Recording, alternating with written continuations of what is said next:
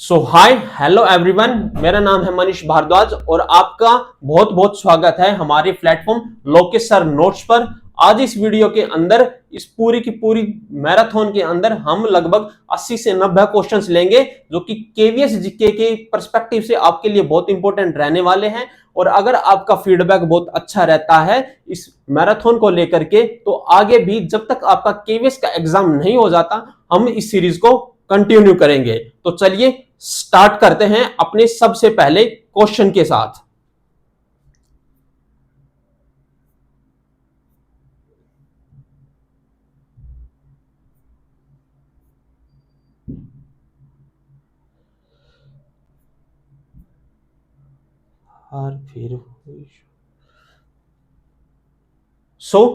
सबसे पहला जो क्वेश्चन हमारे पास आता है, मौर्य साम्राज्य का संस्थापक कौन था? सबसे पहला ऑप्शन आता है हमारे पास चंद्रगुप्त मौर्य, दूसरा ऑप्शन आता है हमारे पास अशोका, तीसरा ऑप्शन आता है हमारे पास बिंदुसार और जो चौथा ऑप्शन आता है वो आता है हमारे पास हर्षवर्धन। तो मौर्य साम्राज्य की बात करें तो मौर्य साम्राज्य में जो तीन महान शासक हुए हैं वो हुए हैं चंद्रगुप्त मौर्य, चंद्रगुप्त के जो पुत्र थे उनका नाम था बिंदुसार और जो बिंदुसार के पुत्र थे वो थे अशोक। जो सबसे पहले कौन आते हैं हमारे पास? चंद्रगुप्त। अशोक इसका आंसर नहीं हो सकते, बिंदुसार इसका आंसर नहीं हो सकते, हर्षवर्धन किस दूसरे वंश से संबंधित है? इसका जो आंसर रहेगा वो रहेगा चंद्रगुप्त मौर्य। नेक्स्ट क्वेश्चन हमारे पास आता है, भारत के अंदर जो सबसे पहली जनगणना कब हुई थी? ए ऑप्शन आता है 1851, बी ऑप्शन आता है 1901, सी ऑप्शन आता है 1941 और डी ऑप्शन आता है 1981। तो जो भारत के अंदर सबसे पहली जनगणना हुई थी वो स्टार्ट की थी ब्रिटिशर्स ने 1851 के अंदर, और जो भारत में आखिरी बार जनगणना हुई थी वो हुई थी 2011 के अंदर, और उसके बाद अगली जनगणना होनी थी 2021 के अंदर जो कि कोविड की वजह से डिले हो गई थी। इससे संबंधित एक प्रश्न पूछा जा सकता है कि जो जनगणना का काम है वो किस मंत्रालय या किस विभाग के अंडर आता है? तो इसका आंसर रहेगा हमारा गृह मंत्रालय यानी होम मिनिस्ट्री। और इस वक्त हमारे देश के गृह मंत्री कौन है? वो हैं श्री अमित शाह जी।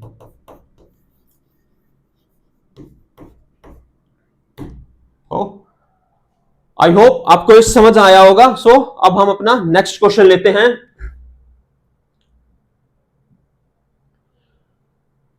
किस मुगल सम्राट ने भारतीय उपमहाद्वीप में शहंशाह की उपाधि अपनाई थी?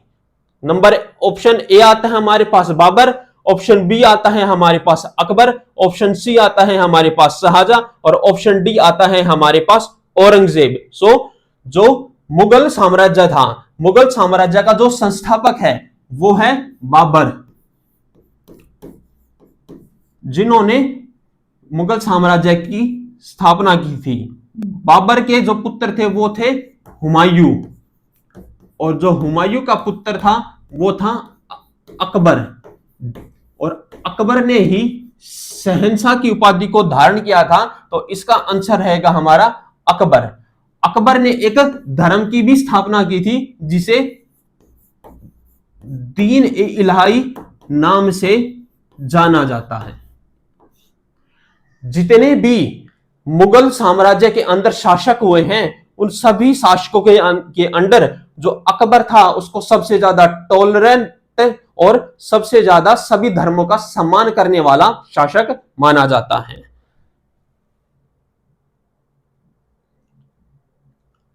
नेक्स्ट क्वेश्चन हमारे पास आता है कि जो सूत पिटक नामक किताब है वो किस धर्म से संबंधित है? ऑप्शन ए आता है हमारे पास हिंदू धर्म, ऑप्शन बी आता है हमारे पास बुद्ध धर्म, ऑप्शन सी आता है हमारे पास जैन धर्म और ऑप्शन डी आता है हमारे पास सिख धर्म। तो जो सिख धर्म है, सिख धर्म की जो पवित्र किताब है उसका नाम है गुरुबाणी।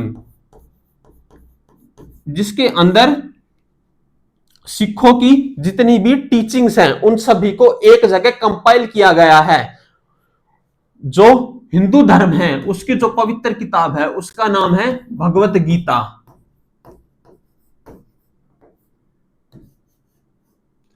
और इसका जो सही आंसर रहेगा वो रहेगा बौद्ध धर्म, जिसके अंदर भगवान बुद्ध की जितनी भी टीचिंग्स हैं उन सभी को कंपाइल किया गया है। जो भगवान बुद्ध थे, जो उनसे रिलेटेड कुछ इंपॉर्टेंट क्वेश्चंस जो पूछे जा सकते हैं, जो भगवान बुद्ध थे उनका जन्म स्थान, उनका जन्म स्थान है लुम्बिनी नामक स्थान है वर्तमान में नेपाल में। जो उनके बचपन का नाम क्या था?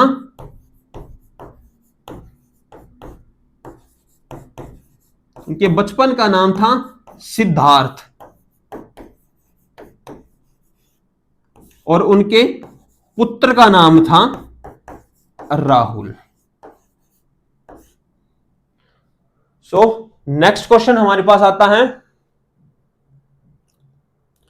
कृष्णा नदी भारत के किस हिस्से में स्थित है? ऑप्शन ए आता है उत्तर भारत, ऑप्शन बी आता है दक्षिण भारत, ऑप्शन सी आता है पश्चिमी भारत, ऑप्शन डी आता है पूर्वी भारत। सो जो कृष्णा नदी है वो भारत के महाराष्ट्र और आंध्र प्रदेश से होकर बहती है। सो जो महाराष्ट्र और आंध्र प्रदेश है वो भारत के दक्षिणी में हिस्से में आते हैं, तो इसका सही आंसर रहेगा दक्षिण भारत। इस मैप में आप देख सकते हो ये सारा का सारा जो कृष्णा नदी का मैप है ये देश के दक्षिणी हिस्से में बहती है, और ये देश के 3 बड़े राज्य हैं महाराष्ट्र, कर्नाटक और आंध्र प्रदेश से होकर गुजरती है। नेक्स्ट क्वेश्चन आता है हमारे पास, महात्मा गांधी ने नमक सत्याग्रह कब शुरू किया था? Option A 1921, option B 1930, option C 1942, option D 1947। So 1921 के आसपास गांधी जी ने जो आंदोलन स्टार्ट किया था वो स्टार्ट किया था असहयोग आंदोलन। 1942 के आसपास उन्होंने स्टार्ट किया था भारत छोड़ो आंदोलन,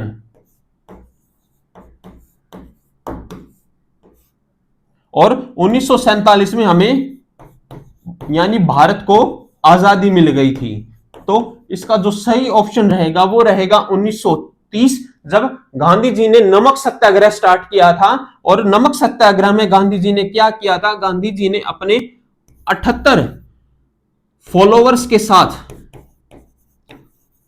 पैदल यात्रा की थी कई दिनों तक, और गुजरात में दांडी नामक जगह पर जाकर नमक बनाया था, और इसी के साथ उन्होंने एक नए आंदोलन की शुरुआत की थी जिसे जाना जाता है सविनय अवज्ञा आंदोलन।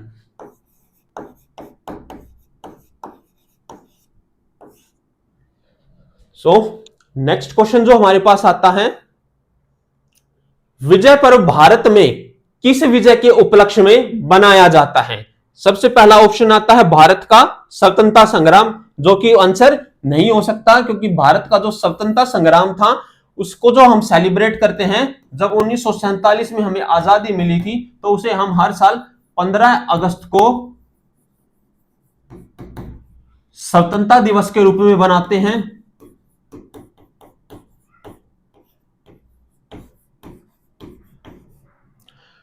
कश्मीर को लेकर के जो युद्ध हुआ था, जो बेसिकली एक ही युद्ध हुआ है कश्मीर के अंदर, जो डायरेक्ट वॉर हुआ था भारत और पाकिस्तान के बीच में, जो हुआ था 1999 में, जिसे हम कारगिल युद्ध के नाम से जानते हैं। और भारतीय गणराज्य की स्थापना, इसे हम लोग गणतंत्र दिवस के रूप में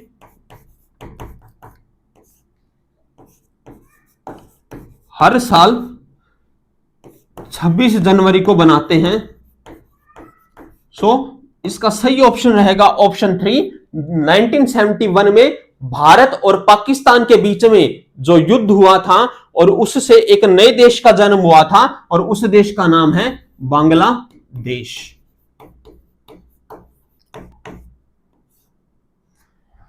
नेक्स्ट क्वेश्चन हमारे पास आता है, भारत का एरिया के हिसाब से, क्षेत्रफल के हिसाब से सबसे बड़ा राज्य कौन है? Option A Uttar Pradesh, option B Madhya Pradesh, option C Rajasthan, option D Maharashtra. जो उत्तर प्रदेश है वो आबादी के हिसाब से देश का सबसे बड़ा राज्य है। जो महाराष्ट्र है वो अर्थव्यवस्था के हिसाब से देश का सबसे बड़ा राज्य है। और इसका सही ऑप्शन है राजस्थान, जिसका जो टोटल एरिया है वो लगभग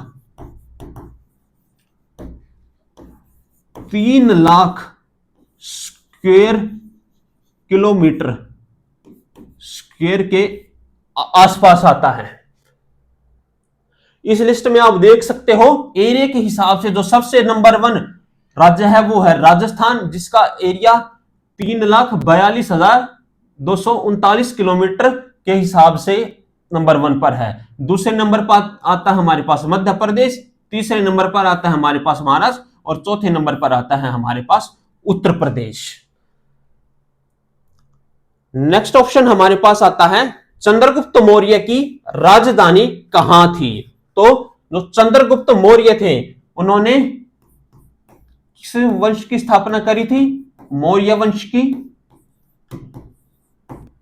और इन्होंने किसको हराकर गद्दी हासिल की थी? तो नंद वंश का जो आखिरी शासक था धनानंद, उसको हराकर इन्होंने अपनी गद्दी थी जो अपना साम्राज्य था वो हासिल किया था। और इनकी जो राजधानी थी वो थी पाटलिपुत्र, जिसे आज वर्तमान में हम पटना के नाम से भी जानते हैं। नेक्स्ट क्वेश्चन, भारतीय स्वतंत्रता संग्राम में द्वैध शासन की नीति किसने लागू की थी? द्वैध शासन की नीति सबसे पहला ऑप्शन आता है हमारे पास लॉर्ड डलहौजी, ऑप्शन बी आता है लॉर्ड मिंटो, ऑप्शन सी आता है लॉर्ड लिंटन और ऑप्शन डी आता है लॉर्ड कैनिंग। सो जो इसका सही आंसर रहेगा वो रहेगा लॉर्ड मिंटो। 1909 के अंदर लॉर्ड मिंटो ने कुछ सुधार लागू किए थे भारत के अंदर, जिनके तहत हिंदू और मुसलमानों के लिए जो कुछ एरियाज थे वो रिजर्व कर दिए गए थे कि इन सीटों पर सिर्फ और सिर्फ मुस्लिम इलेक्शन लड़ सकते हैं और इन सीटों पर सिर्फ और सिर्फ जो हिंदू हैं वो इलेक्शन से लड़ सकते हैं। और जो अंग्रेजों की नीति थी फूट करो राज करने की नीति थी, उसी के तहत यह किया गया था हिंदू और मुसलमानों के बीच फूट डालने के लिए, ताकि जो भारत का स्वतंत्रता संग्राम है उसको कमजोर किया जा सके। तो इसका सही आंसर रहेगा लॉर्ड मिंटो। नेक्स्ट क्वेश्चन हमारे पास आता है, महात्मा गांधी ने चंपारण सत्याग्रह कब किया था? सबसे पहला ऑप्शन आता है 1915, ऑप्शन बी आता है 1917, ऑप्शन सी आता है 1920 और ऑप्शन डी आता है 1930। जो सबसे पहले चंपारण ये जगह बिहार के अंदर है और गांधी जी ने 1917 के अंदर चंपारण सत्याग्रह किया था, जहां पर उन्होंने एक किसान नेता थे जिनका नाम था राजकुमार, उनके कहने पर वो बिहार गए थे और उन्होंने वहां पर एक प्रथा होती थी जिसे कहा जाता था 3 कठिया प्रथा, उसका विरोध किया था गांधी जी ने और गांधी जी ने सत्याग्रह किया था। एक क्वेश्चन पूछा जाता है कि गांधी जी ने अपने जीवन के अंदर सबसे पहली बार सत्याग्रह का इस्तेमाल कहां किया था? तो उसका आंसर रहेगा साउथ अफ्रीका, क्योंकि गांधी जी ने जो सबसे पहली बार सत्याग्रह किया था वो भारत के अंदर नहीं दक्षिण अफ्रीका के अंदर किया था, जब वो दक्षिण अफ्रीका में अपने जीवन के जो उनके इनिशियल ईयर्स थे, स्टार्टिंग डेज थे, वहां पर रह रहे थे और उन्होंने वहां पर इस कंसेप्ट को स्टार्ट किया था सत्याग्रह के।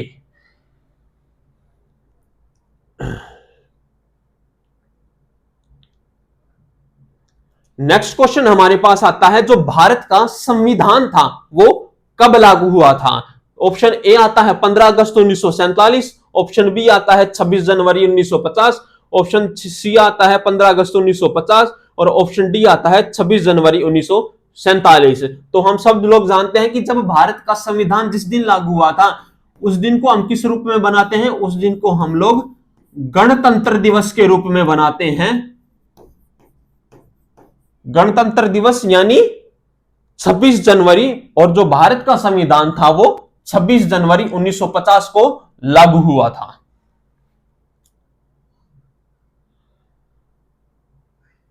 भारत का संविधान तो 26 जनवरी 1950 को लागू हुआ था, बट जो संविधान सभा थी उसने इसे किस तारीख को अपनाया था? उसने अपनाया था 26 नवंबर 1949 को। 26 जनवरी तारीख के अंदर ऐसा क्या स्पेशल है कि इसी दिन को चुना गया संविधान को लागू करने के लिए? तो 1930 के अंदर 26 जनवरी के दिन ही लाहौर के अंदर रावी नदी के तट पर कांग्रेस का जो अधिवेशन हुआ था उसके अंदर पूर्ण स्वतंत्रता की मांग रखी गई थी। तो इसी दिन को चुना गया 26 जनवरी को भारत का संविधान लागू करने के लिए। अगला क्वेश्चन हमारे पास पूछा गया, मुगल सम्राट अकबर के दरबार में कौन से प्रसिद्ध नवरत्न रहते थे इनमें से? Option A Veer Savarkar, option B Birbal, option C Chandragupta Maurya, option D Subhadrak. Veer Savarkar को हम जानते हैं। वीर सावरकर कौन थे? एक स्वतंत्रता सेनानी थे।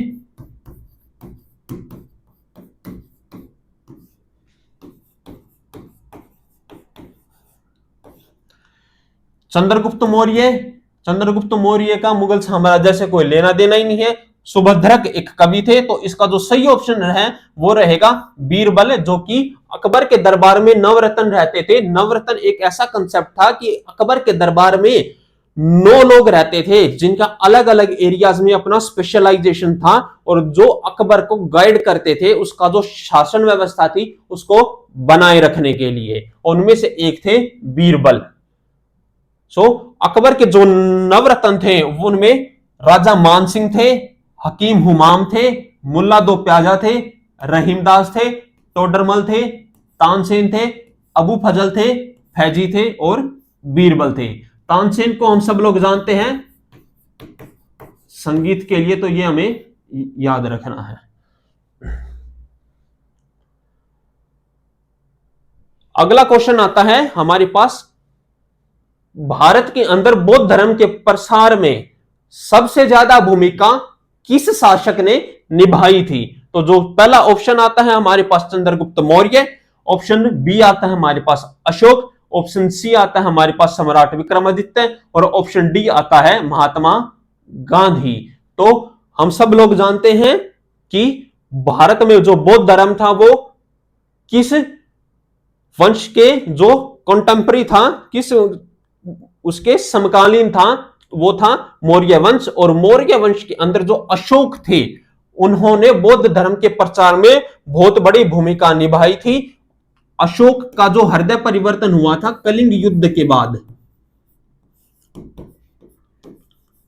कलिंग कहां है? कलिंग एक उड़ीसा के अंदर एक जगह है।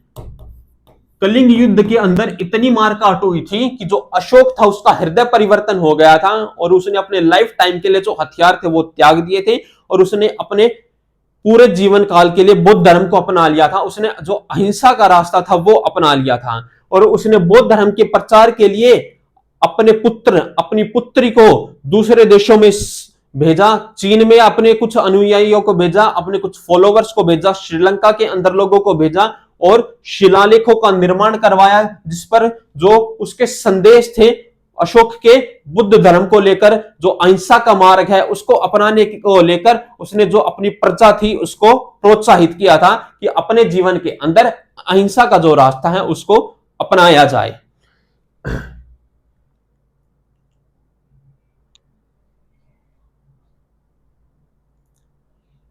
अगला क्वेश्चन हमारे पास आता है कि जो भारत का राष्ट्रीय ध्वज है, राष्ट्रीय ध्वज माने जो हमारा तिरंगा है, जो वो बनता है किस कपड़े से बनता है? आंसर ए आता है हमारे पास रेशम, आंसर बी आता है हमारे पास सूती कपड़ा, आंसर सी आता है नायलॉन और आंसर डी आता है सिल्क। तो इसका आंसर रहेगा सूती कपड़ा।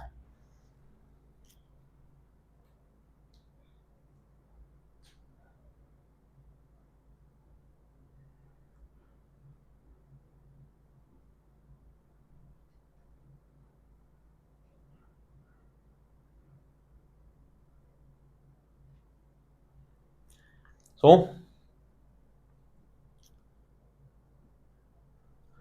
हमारे तिरंगे के अंदर 3 रंग हैं, केसरिया, सफेद शांति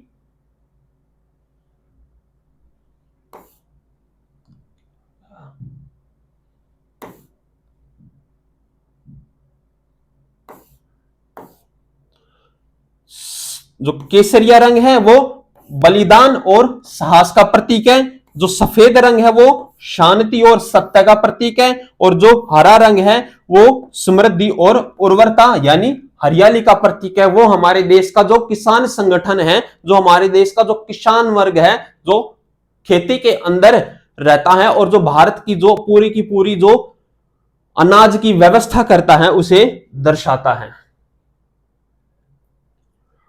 अगला क्वेश्चन हमारे पास आता है कि किसके द्वारा सत्याग्रह शब्द का सबसे पहली बार इस्तेमाल किया गया था? तो ये क्वेश्चन तो बेसिक सा क्वेश्चन है, जब कभी भी सत्याग्रह की बात आती है तो उसका आंसर मिलता है हमारे पास महात्मा गांधी।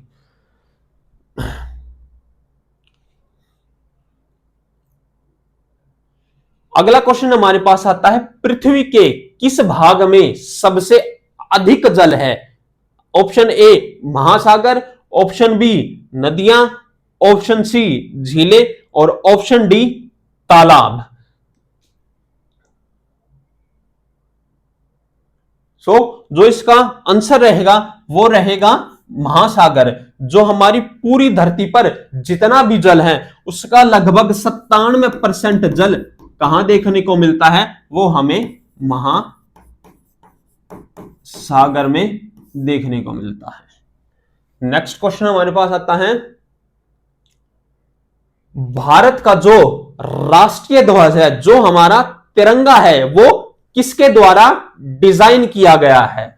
ऑप्शन ए आता है पिंगली वेंकैया, ऑप्शन बी आता है महात्मा गांधी, ऑप्शन सी आता है जवाहरलाल नेहरू और ऑप्शन डी आता है बिपिन चंद्र पोल। जो इसका सही आंसर है वो रहेगा पिंगली वेंकैया।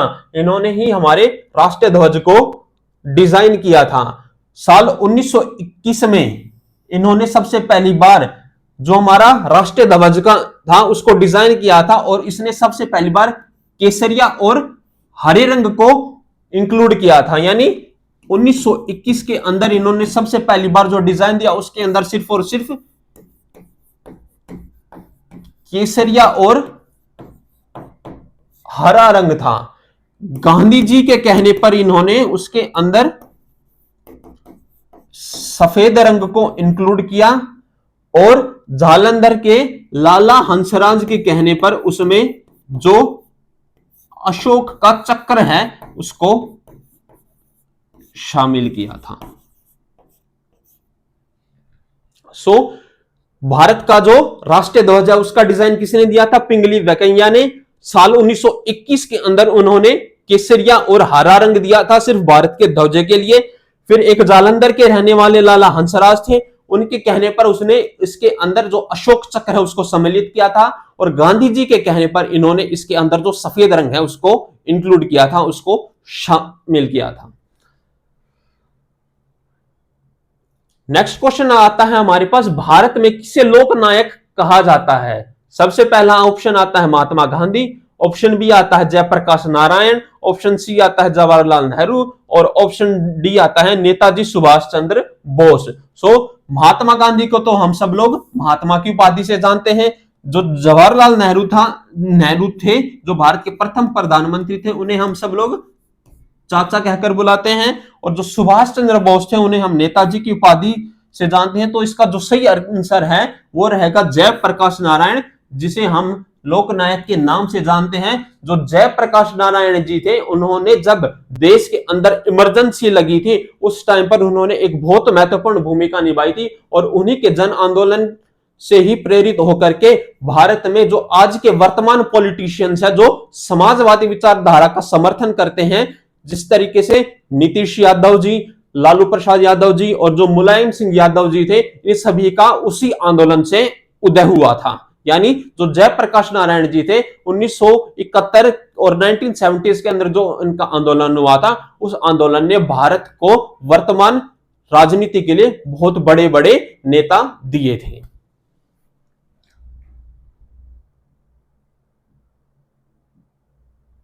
नेक्स्ट क्वेश्चन आता है हमारे पास, भारतीय संसद के जो दो सदन होते हैं उनका क्या क्या नाम है? तो इसका आंसर तो सबको पता होगा, लोकसभा और राज्यसभा। ये भारत के दो सदन हैं। जो राज्यसभा है उसे उच्च सदन के नाम से जाना जाता है, और जो लोकसभा है उसे निम्न सदन के नाम से जाना जाता है। जो लोकसभा होती है उसके लिए हर 5 साल के अंदर जो इलेक्शंस होते हैं उसमें हम लोग प्रत्यक्ष रूप से जो हमारे प्रतिनिधि होते हैं उनका चुनाव करते हैं वोट दे करके। उसके ठीक विपरीत जो राज्यसभा होती है उसमें अप्रत्यक्ष जो चुनाव होता है, जिसमें जो हमने प्रतिनिधि एमएलए एमपीज चुन के भेजे हैं वो वोट डालते हैं राज्यसभा के लिए। और जो राज्यसभा होती है इसका जो कार्यकाल होता है वो होता है 6 साल का, और जो लोकसभा होती है इसका जो कार्यकाल होता है किसी भी प्रतिनिधि का वो होता है 5 साल का। जो लोकसभा होती है वो पूर्ण रूप से भंग हो सकती है, क्योंकि हर 5 साल के बाद जितने भी प्रतिनिधि होते हैं उनका दोबारा इलेक्शन होते हैं। वहीं जो राज्यसभा होती है वो भंग नहीं होती, क्योंकि हर 2 साल के अंदर जो इसके 1/3 सदस्य होते हैं वो रिटायर हो जाते हैं। यानी जो इलेक्शन प्रोसेस है इसका चलता रहता है।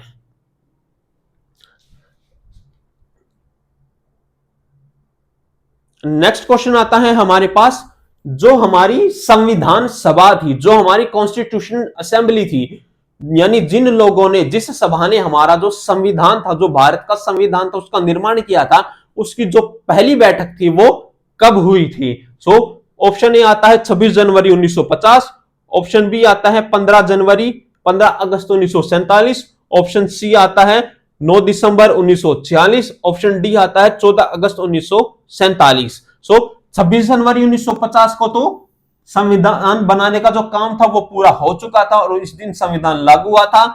15 अगस्त के दिन देश लागू हुआ था। 14 अगस्त 1947 को पाकिस्तान का जो स्वतंत्रता दिवस है वो बनाया जाता है। तो इसका जो सही आंसर है वो रहेगा 9 दिसंबर 1946 को भारत की जो पहली संविधान सभा थी उसकी बैठक हुई थी, और जो इसके सबसे पहले अस्थायी अध्यक्ष थे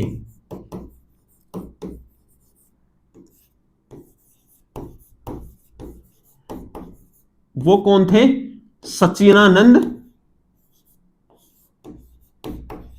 सिन्हा जी।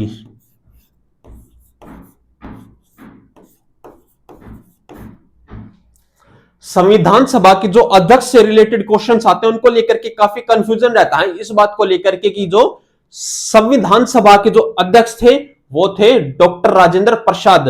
जो सच्चिदानंद सिन्हा जी थे वो टेम्परेरी अध्यक्ष थे सिर्फ एक दिन के लिए, और उसके बाद जो परमानेंट अध्यक्ष बने संविधान सभा के वो थे डॉक्टर राजेंद्र प्रसाद। और जो डॉक्टर भीमराव अंबेडकर, जो बाबा साहब अंबेडकर थे, वो थे प्रारूप समिति के अध्यक्ष। किसके अध्यक्ष थे बाबा साहब अंबेडकर? प्रारूप समिति के अध्यक्ष थे।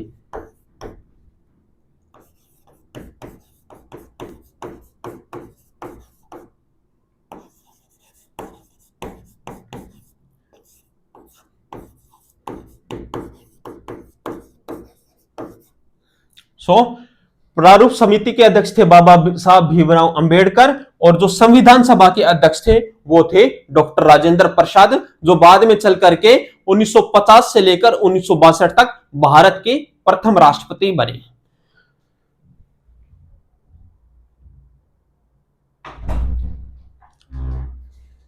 नेक्स्ट क्वेश्चन हमारे पास आता है, भारतीय संविधान के अनुच्छेद 21 का क्या अर्थ है? जो भारत के संविधान का आर्टिकल 21 है उसका क्या अर्थ है?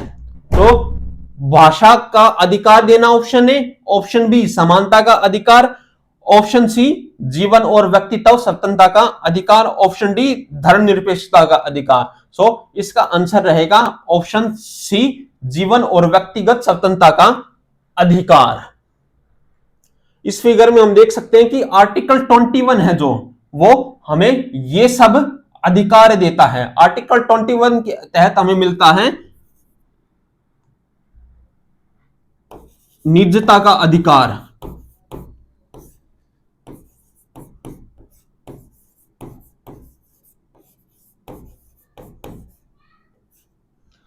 उसके बाद आता है जीवन का अधिकार,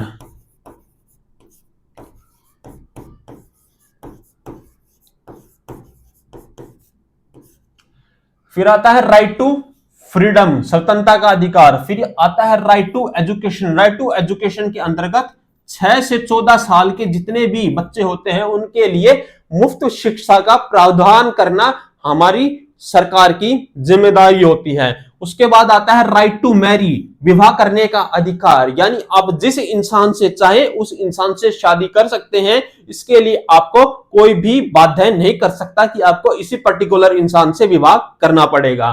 और ऑप्शन फिर आता है हमारे पास राइट अगेंस्ट बॉन्डेड लेबर। इसका मतलब होता है कि कोई भी किसी भी इंसान से बंधुआ मजदूरी नहीं करा सकता। फिर आता है राइट टू इलेक्ट्रिसिटी यानी विद्युत का अधिकार, बिजली का अधिकार। फिर आता है राइट टू ट्रेवल अब्रोड यानी विदेश में यात्रा करने का अधिकार। और फिर आता है राइट टू प्राइवेसी निजता का अधिकार और राइट टू लाइफ जीवन का अधिकार। ये सारे के सारे अधिकार मिलते हमें आर्टिकल 21 भारत के अनुच्छेद 21 के तहत। नेक्स्ट क्वेश्चन हमारे पास आता है, प्राचीन भारत में जो हड़प्पा सभ्यता थी उनमें से कौन सा इनमें से एक प्रमुख नगर था? माचल, मोहनजोदड़ो, काशी, पुष्कलावती। इसका ऑप्शन तो हम सब लोग जानते हैं, मोहनजोदड़ो का संबंध हड़प्पा सभ्यता से है और मोहनजोदड़ो इस समय जो वर्तमान पाकिस्तान है उसके अंदर स्थित है। जो हड़प्पा सभ्यता है उसकी जो टाइमलाइन है वो कब से कब मानी जाती है? 2500 बीसी से 1700 बीसी तक, यानी 2500 ईसा पूर्व से लेकर 1700 ईसा पूर्व के बीच में जो हमारी हड़प्पा सभ्यता थी वो एग्जिस्ट करती थी।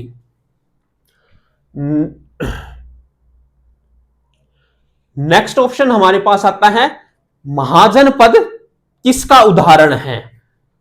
प्राचीन भारत के राजनीतिक संगठन, बौद्ध धर्म के अनुयायी, ऑप्शन सी चोल साम्राज्य, ऑप्शन डी हिंदू धर्म के प्रमुख स्थल। जो महाजनपद थे वो है प्राचीन भारत का जो राजनीतिक संगठन है उसका उदाहरण है। प्राचीन भारत के अंदर जो एक इंपॉर्टेंट क्वेश्चन पूछा जा सकता है कि टोटल कितने महाजनपद एग्जिस्ट करते थे, तो इसका आंसर रहेगा भारत के अंदर प्राचीन भारत में 16 महाजनपद एग्जिस्ट करते थे। ये लिस्ट देख सकते हैं कि प्राचीन भारत में कौन कौन से महाजनपद थे। अंग, मगध, काशी, वत्स्य, कोसला, सुरेशना, पंचाला, कुरु, मत्स्य, चेडी, अवंती, गांधार, कंबोज, अस्माका, वाजी, मल्ला। यानी आप एक अंदाजा लगा सकते हैं कि जो प्राचीन भारत था उसकी सीमाएं कहां तक एग्जिस्ट करती थी, कहां तक जो प्राचीन भारत था उसकी सीमाएं थी। गांधार जो वर्तमान में अफगानिस्तान के अंदर है वहां तक जो भारत की सीमाएं थी वो एग्जिस्ट करती थी, यानी अफगानिस्तान से लेकर म्यांमार तक एक भारत था जो मौर्य साम्राज्य के समय में, जो मौर्य साम्राज्य था और उसके जो समकालीन समय था उस समय पर इतना बड़ा साम्राज्य भारत के अंदर एग्जिस्ट करता था। नेक्स्ट क्वेश्चन हमारे पास आता है, प्राचीन भारत में वेद किसे कहा गया है, यानी वेद का संबंध किससे है? ऑप्शन ए धार्मिक, ऑप्शन बी इतिहास, ऑप्शन सी विज्ञान, ऑप्शन डी राजनीतिक। इसका बेसिक सा क्वेश्चन है। हम सब जानते हैं कि वेद का जो संबंध है वो है धार्मिक ग्रंथों से। कितने वेद हैं हमारे? टोटल 4 वेद हैं। और जो सबसे पुराना वेद है वो कौन सा वेद माना जाता है? ऋग्वेद।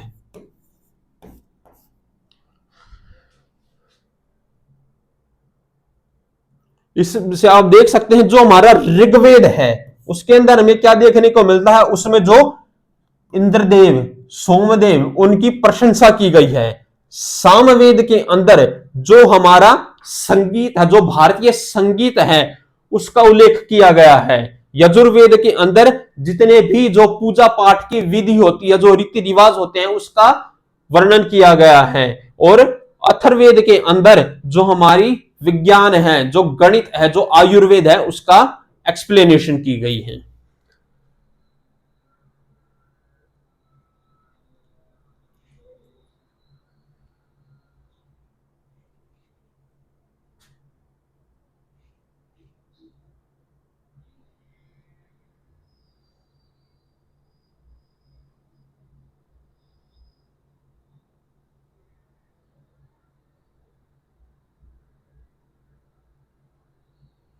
तो अगला क्वेश्चन आता है, राजगृह किसके साम्राज्य की राजधानी थी?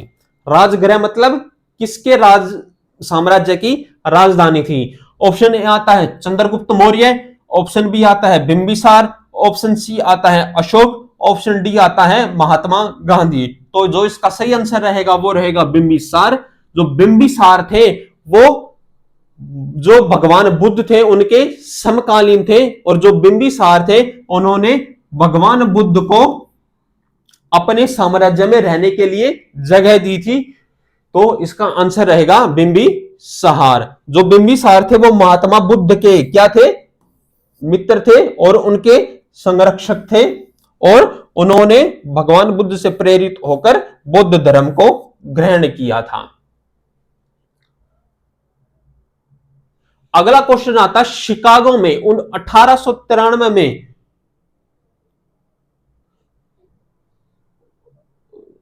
में ये क्वेश्चन गलत हो गया भैया, नेक्स्ट क्वेश्चन देखते हैं। तो बेसिकली क्वेश्चन ये था कि 1893 के अंदर अमेरिका में के शिकागो में एक सम्मेलन हुआ था।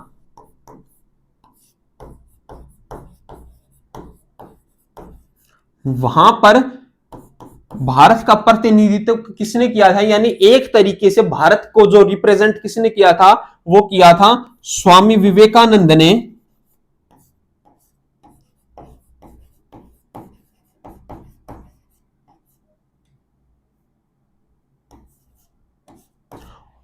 और कहा जाता है कि जो स्वामी विवेकानंद ने जब अपने उनका जो लेक्चर था उसकी जो स्टार्टिंग की थी, मेरे प्यारे भाइयों और बहनों, और जब इन्होंने ये दो शब्दों का इस्तेमाल किया था, जो पूरा का पूरा स्टेडियम था वो तालियों की गूंज से भर पड़ा था, क्योंकि जो मेरे प्यारे भाइयों और बहनों, जो भारत का जो कंसेप्ट है वसुधैव कुटुंबकम, उसको रिप्रेजेंट करता था। और इनके इसी वाक्य को लेकर के उनको काफी पूरे विश्व पटल पर उनका काफी सम्मान किया गया था, उनकी विचारधारा को लेकर के, स्वामी विवेकानंद जी की। अगला क्वेश्चन आता है हमारे पास, भारत का सबसे ऊंचा पर्वत कौन सा है?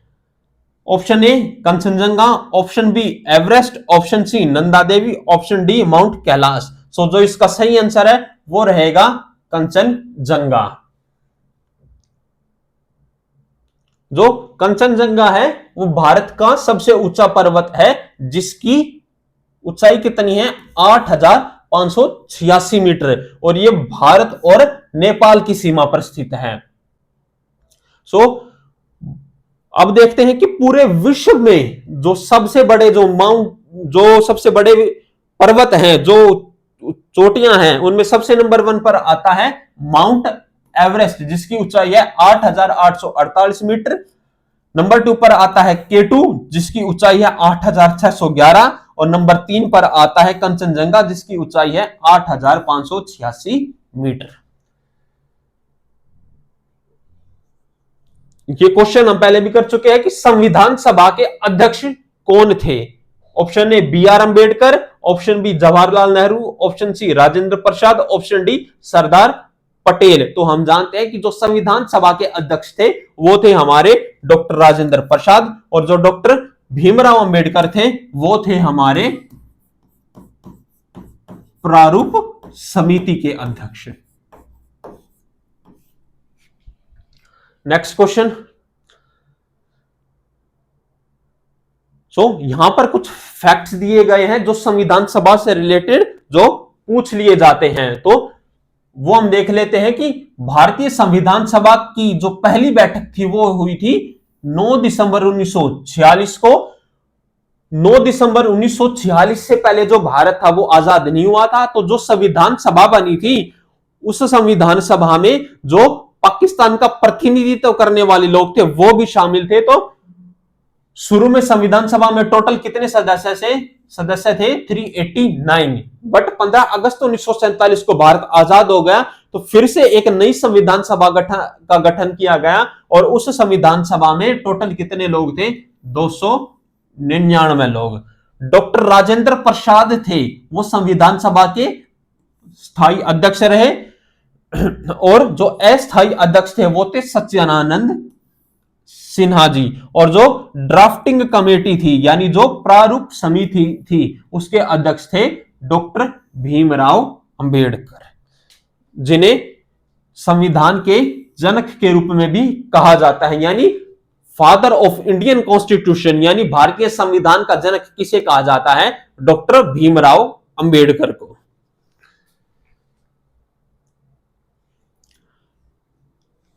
राज्यसभा का कार्यकाल कितने वर्ष का होता है? ऑप्शन ए 4 वर्ष, ऑप्शन बी 5 वर्ष, ऑप्शन सी 6 वर्ष, ऑप्शन डी स्थायी। तो जो राज्यसभा का कार्यकाल होता है वो होता है किसी भी जो प्रतिनिधि होता है वो 6 साल के बाद रिटायर हो जाता है राज्यसभा से। तो राज्यसभा से संबंधित हम देख सकते हैं कि हर 2 साल के अंदर हर 2 साल के अंदर राज्यसभा के 1/3 यानी 1/3 सदस्य होते हैं जो वो रिटायर हो जाते हैं। यानी जो जिस तरीके से लोकसभा के इलेक्शन हर 5 साल में होते हैं ना, राज्यसभा के इलेक्शन चलते रहते हैं, किसी न किसी स्टेट में हर साल किसी न किसी सीट के लिए इलेक्शन होता रहता है। यानी जो लोकसभा होती है वो पूर्ण रूप से 5 साल के बाद भंग हो जाती है, बट जो राज्यसभा है वो पूर्ण रूप से कभी भी भंग नहीं होती। इसके जो 1/3 सदस्य होते हैं हर 2 साल में रिटायर हो जाते हैं। कुछ जो फैक्ट्स हैं राज्यसभा और लोकसभा से संबंधित, तो हम देख सकते हैं कि राज्यसभा भारत का कौन सा सदन है, उच्च सदन को रिप्रेजेंट करती है। राज्यसभा की स्थापना कब की गई थी? 26 जनवरी 1950 को। राज्यसभा के अंदर अधिकतम सदस्य कितने हो सकते हैं? 250 सदस्य हो सकते हैं। कितने हो सकते हैं? 250 सदस्य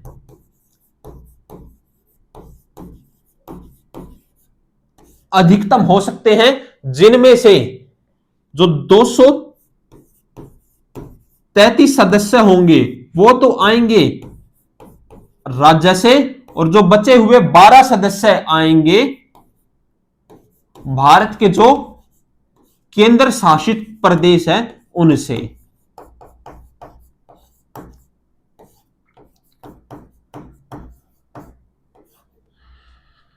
और वर्तमान में जो हमारी राज्यसभा है उसके जो अध्यक्ष कौन है? वो हैं श्री जगदीप धनखड़ जी, यानी जो उपराष्ट्रपति होता है भारत का वो राज्यसभा का अध्यक्ष होता है। यानी एक तरीके से हम राज्यसभा की बात करें तो राज्यसभा का जो किसी भी प्रतिनिधित्व का कार्यकाल होता है वो होता है 6 साल का। राज्यसभा के अंदर जो टोटल सदस्य होते हैं वो होते हैं 245। 245 में से 233 सदस्य आते हैं भारत के राज्यों से चुनकर, और जो 12 सदस्य आते हैं वो आते हैं जो भारत के केंद्र शासित प्रदेश होते हैं उनसे चुनकर आते हैं। और जो राज्यसभा का अध्यक्ष कौन होता है? जो भारत का राष्ट्रपति होता है। और वर्तमान में राज्यसभा का अध्यक्ष कौन है? श्री जगदीश धनखड़ जी, जो भारत के उपराष्ट्रपति हैं। नेक्स्ट क्वेश्चन आता है लोकसभा में अधिकतम कितने सदस्य हो सकते हैं? इसका आंसर रहेगा 545। लोकसभा में टोटल 545 सदस्य हो सकते हैं, जिनमें से 530 सदस्य राज्यों से चुनकर आएंगे और जो बचे 15 सदस्य वो केंद्र शासित प्रदेशों से चुनकर आएंगे।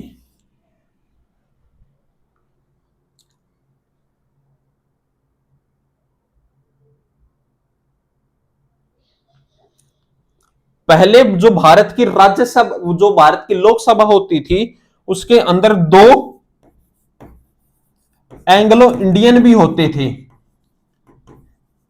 बट 2020 के अंदर इस कंसेप्ट को खत्म कर दिया गया। ये क्वेश्चन पूछा जा सकता है कि एंग्लो इंडियन का जो कंसेप्ट था वो कब खत्म किया गया? 2020 के अंदर।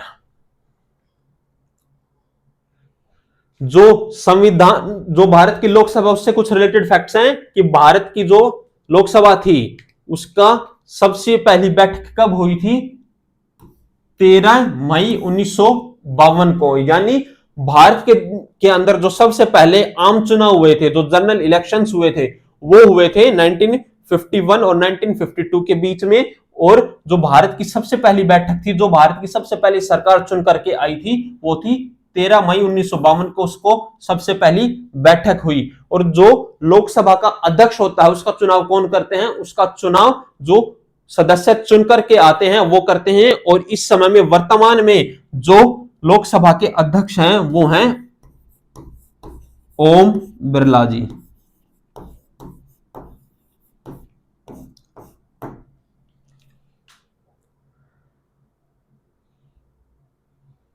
अगला क्वेश्चन हमारे पास आता है कि संविधान का कौन सा अनुच्छेद आपातकाल से संबंधित है? अनुच्छेद 356, अनुच्छेद 352, अनुच्छेद 360 और अनुच्छेद 370। सो इसका जो सही आंसर रहेगा वो रहेगा अनुच्छेद 352। हम जानते हैं कि भारत के अंदर आज तक राष्ट्रीय आपातकाल सिर्फ और सिर्फ एक बार लगा है, जो श्रीमती इंदिरा गांधी जी के कार्यकाल में लगा था। और उन्होंने उस टाइम पर कौन से आर्टिकल का इस्तेमाल किया था? 352 का। और राष्ट्रीय आपातकाल कब लगाया जा सकता है? राष्ट्रीय आपातकाल लगाया जा सकता है युद्ध की स्थिति में, जब कोई बाहरी देश भारत पर आक्रमण कर दे, या फिर भारत के अंदर कोई संगठन सशस्त्र यानी हथियार लेकर के भारत की सरकार के खिलाफ बगावत कर दे, तो उस समय भारत की सरकार के पास अधिकार है कि वो भारत के अंदर आपातकाल लागू कर सकते हैं।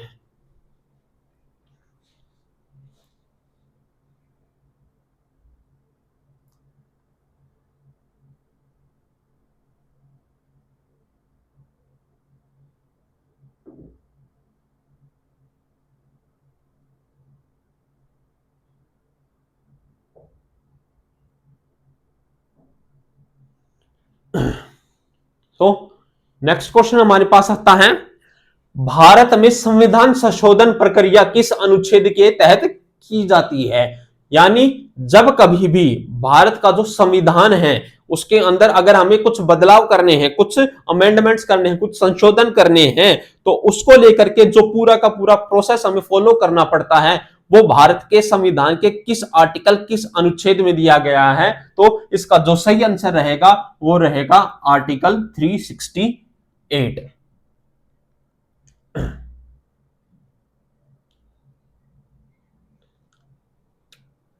अगला क्वेश्चन हमारे पास आता है कि संविधान का कौन सा अनुच्छेद मौलिक कर्तव्यों से संबंधित है? हम सभी ने मौलिक अधिकारों के बारे में तो सबने सुना होगा, जो हमारे फंडामेंटल राइट्स होते हैं। बट भारत के संविधान में कुछ मौलिक कर्तव्य यानी फंडामेंटल ड्यूटीज भी दी गई है। यानी अधिकारों की बात तो सब कर लेते हैं, बट जब ड्यूटीज की बात आती है वो करना भी जरूरी है। यानी जो हमारे कुछ ड्यूटीज दी गई हैं हर सिटीजन की, वो उसको निभानी पड़ेगी एज ए इंडियन सिटीजन। तो वो भारत के किस अनुच्छेद में वर्णित की गई है? वो की गई है अनुच्छेद 51A के तहत। जो हम देख सकते हैं कि भारत के संविधान में जो हमारे फंडामेंटल ड्यूटीज थी वो भारत के 42वें संशोधन के तहत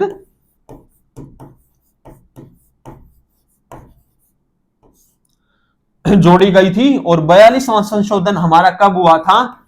1976 के अंदर। और किस किस सिफारिशों पर की गई थी? सवर्ण सिंह समिति की सिफारिशों पर की गई थी। और 42वें संशोधन के तहत ही भारत का जो प्रेम्ब्यूल है, जो भारत के संविधान की प्रस्तावना है, उसमें धर्मनिरपेक्ष शब्द को जोड़ा गया था।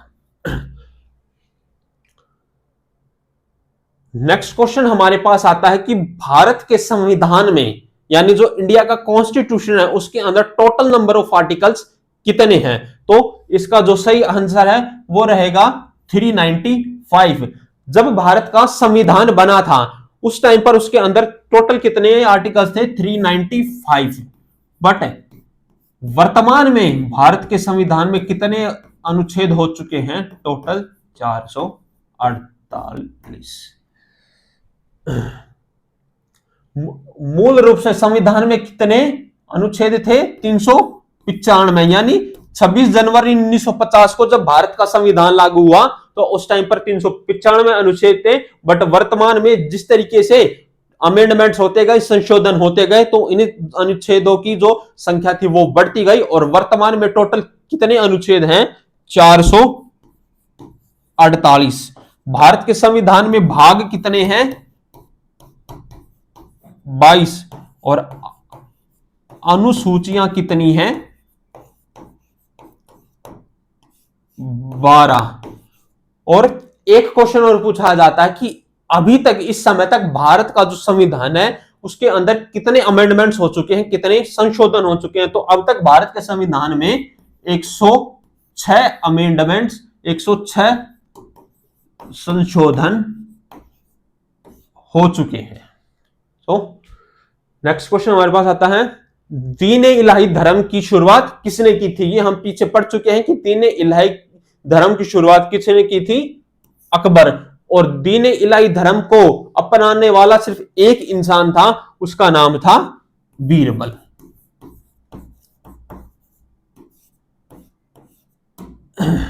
दीन इलाही जो धर्म था अकबर का, उसका जो मेन मोटिव था उस टाइम पर इंडिया के अंदर जो जैन धर्म था, जो हिंदू और मुसलमानों के बीच में मनमुटाव चल रहा था, जो कट्टरवाद बढ़ रहा था, उन सभी को एक जगह इकट्ठा करने के लिए अकबर की तरफ से ये एक छोटी सी कोशिश की गई थी। एक नया कंसेप्ट इजाद किया गया था दीन इलाही का।